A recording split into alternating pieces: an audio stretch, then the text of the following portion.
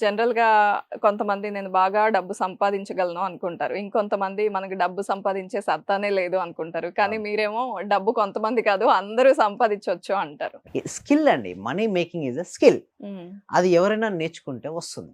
కానీ కొంతమంది ఏమంటారంటే కర్మంది అంతా నా తలరాతండి. అది ఉంటే కదా వచ్చేదంటారు. ఓహో! బట్ అది కూడా మార్చుకోవచ్చండి. కర్మ అంటే ఎప్పుడు కూడా లా ఆఫ్ అట్రాక్షన్ చాలామంది ఏం చేస్తారంటే కర్మ సిద్ధాంతానికి వ్యతిరేకం అంటారు. లేదండి. హ్మ్. సరిగ్గా అర్థం చేసుకుంటే కర్మ సిద్ధాంతము, లా ఆఫ్ అట్రాక్షన్ చెప్పేది ఒకటే. కర్మ సిద్ధాంతం ఏం చెప్తుంది? మనం ఏదైతే ఇస్తామో హ్మ్. తిరిగి పొందుతాం అంటది. ఇక్కడ లా ఆఫ్ అట్రాక్షన్ కూడా ఏం చేస్తదంటే, మనం ఏదైతే ఇస్తామో తిరిగి అదే మనకొస్తదని చెప్తుంది. ఓకే. మనం ఎటువంటి ఆలోచనలైతే చేస్తామో అటువంటి జీవితమే మనకొస్తుందని చెప్తుంది.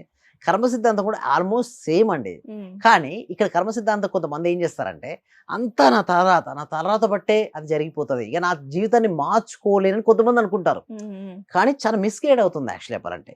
అయితే నేనేమంటానంటే, మన తలరాత మనం మార్చుకోవచ్చు. ఎందుకంటే అది రాసుకున్నది కూడా ఎవరండి? మనమే రాసుకుంటాం. హ్మ్. నా జీవితం ఇలానే ఉండాలని రాసుకున్నప్పుడు అలాగే ఉంటుంది. అంటే గతం తాలూకు యొక్క ఆలోచన యొక్క ప్రభావమే ఇప్పుడు నీ ప్రస్తుత జీవితం. నేనేమంటానంటే మార్చుకోవచ్చు మన జీవితం. నిన్న ఉన్నట్టు ఈ రోజు ఉందండి చెప్పండి దీప గారు ఉందా? లేదు గదా! ఉండదు మారుతుంది ఆబ్వియస్‌గా. గదా! ప్రతిదీ హ్మ్. మారుతుంది. ఒక మార్పు తప్పిస్తే ప్రతిదీ మారుతుంటుంది. అలాంటి మారేటప్పుడు నీ జీవితం ఎందుకు మారదు? ఈ చిన్న కష్టానికి ఎందుకంత దిగులు పడుతుంటావు? మారదా? అన్నీ గడిచిపోతాయండి. ఒకవేళ ఇంకా నాకు గడిచిపోవట్లేదు సింపుల్ టెక్నిక్ చెప్పానండి దీప గారు. ఎలాంటి ఇష్యూస్ వచ్చినా, డిఫికల్ట్ సిట్యుయేషన్స్ మీరు ఫేస్ చేస్తుంటే ఏమనుకోవాలంటే ఇది గడిచిపోతుంది. ఇది గడిచిపోతుంది. ఇది గడిచిపోతుంది.